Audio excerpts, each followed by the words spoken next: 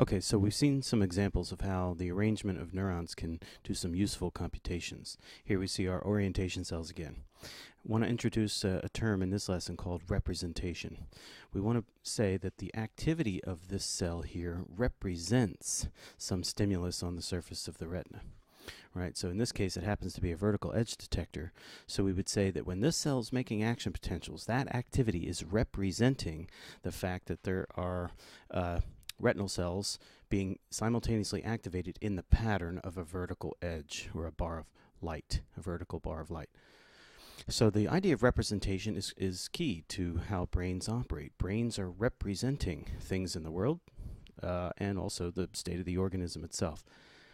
Another example of representation was the cells here that detect motion. So activity in this cell represents a certain kind of motion. And you'll recall, so when the light is moving in this direction, stimulates this cell, then this one, then this one, then this one, then this one. Because the axons are of different lengths, the first set of action potentials will hit the cell before the others get there. So you will not have simultaneous activity here. You won't get target cell activity if the light is moving in this direction.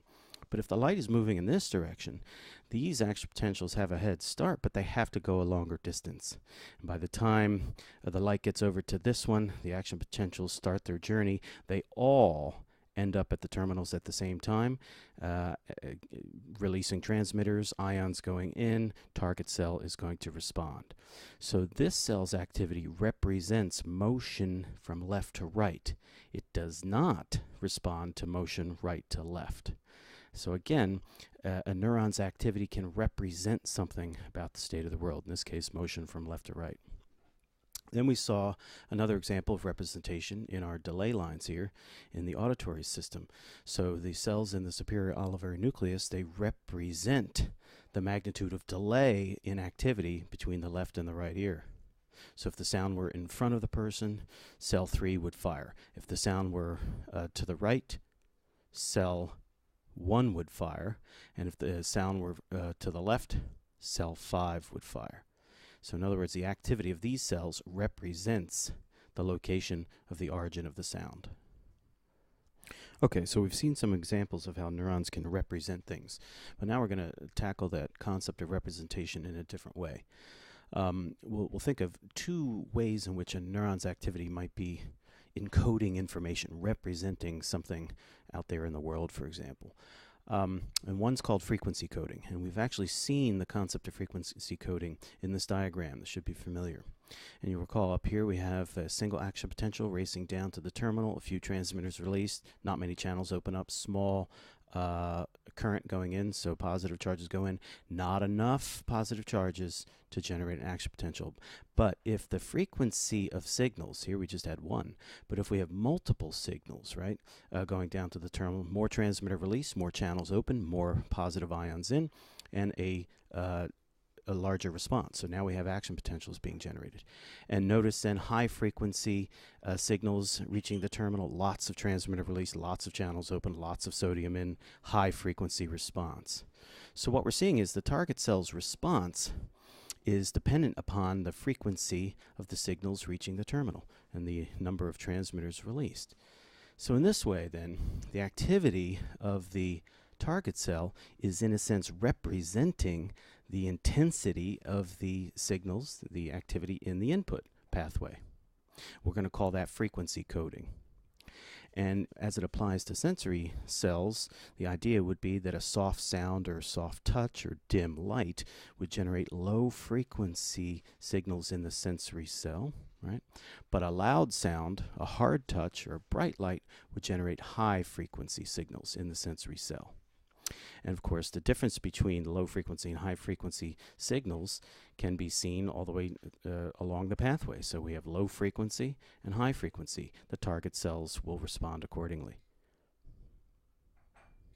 So frequency coding then is this capacity of neurons to represent something about the nature of the stimulus, the intensity of the stimulus, in the frequency of the responses of the electrical signals being generated in the cell. Okay, so another way in which neurons can represent, besides frequency coding, we're going to call place coding, where the spatial location of active sensory neurons can carry information about what type of stimulus is present or where it is. Here we'll use an auditory example. We have some of the mechanics here of hearing in this diagram. Now, we know air vibrations is the trigger for hearing, so the vibrations strike the eardrum. The eardrum vibrates, and that sets in motion these three bones, which carries the vibration to another membrane here, and this structure then would be the inner ear. Now, the inner ear is filled with fluid, but the vibrations in this membrane are going to set up vibrations in the fluid in the inner ear. And positioned in the inner ear is a membrane that we'll call the basilar membrane, and on the basilar membrane are the sensory cells themselves. So it's these, what they're called hair cells, are the ones that are going to respond to the vibrations in the fluid and then generate electrical signals that we will ultimately interpret as sound. Now, the important thing here, and what makes this an example of place coding, is that depending on which which hair cells are activated, we experience a different pitch in terms of the sound. So the cells that are closest to the vibrating membrane here, those cells, when they are active, we experience high frequency pitches. The cells farther away on the basilar membrane, when they become active, we experience that as low frequency pitches. Right, so it's the placement along the basilar membrane that, in a sense, is coding for, it's representing the pitch of the sound that we will ultimately hear. So now let's take a look at another diagram showing the connection, say, of the inner ear, the hair cells here. The axons are going to make a synapse in the thalamus. We've seen that before with the visual system. And thalamus cells are going to now send their axons up to auditory cortex, and that's in the temporal lobe. Visual cortex is in the occipital, auditory in the temporal. So again, the idea is the auditory cortex is kind of making a map of the frequencies that are being detected, the pitches of sound that are being detected as represented by the activity in the hair cells. Activity in this hair cell represents one pitch. Activity in a different hair cell would represent a different pitch. In this case, high frequency, low frequency sound. So this is place coding, because it's the placement along the basilar membrane that, in a sense, is carrying information about the pitch that is being detected.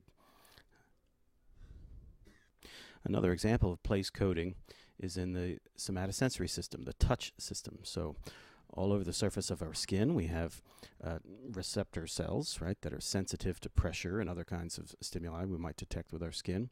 But we'll just look at pressure for now. And again, the idea is that sensory cells in one location, say on the hand, will send axons up to a certain location in the sensory cortex, in the parietal lobe. Sensory cells at a different location, say on the forearm, are going to be sending their information to a different location in the cortex. It's the placement then of these sensory cells that is carrying information about the location of the stimulus. So another example of place coding. Here we see the left hemisphere of the brain, and the blue area would be the sensory cortex. So sensory cells in the skin would be sending axons and sending electrical signals up to the blue strip of cortical tissue there. And in this diagram, you see sort of these weird body organs here, and their size is sort of not to scale in our body, but that's because the size of the structure is an indication of how much cortical tissue is devoted to processing information from that part of the body. So we have a lot of cortical tissue devoted to processing sensory information from our hands and our lips and our face, etc.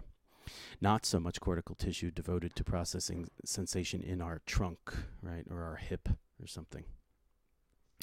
Now the red strip of tissue here is in the frontal lobe, so the blue is in the parietal, and then there's this big sulcus here, and then we have the red strip is the motor cortex, so these would be cells whose job is to activate our muscles and move our body, right? And so we have another map here.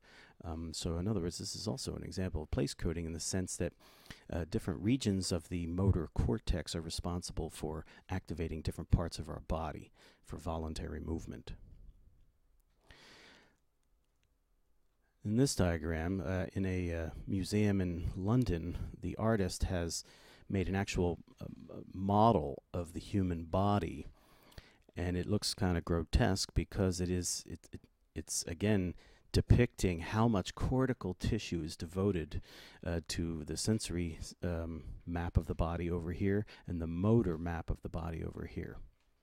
So lots of cortical tissue devoted to processing sensation in our lips, tongue, and our hands, not so much from our torso and legs and so on. And likewise for the motor system, lots of cortical tissue devoted towards activating our mouth and lips and such, and our hands especially as well.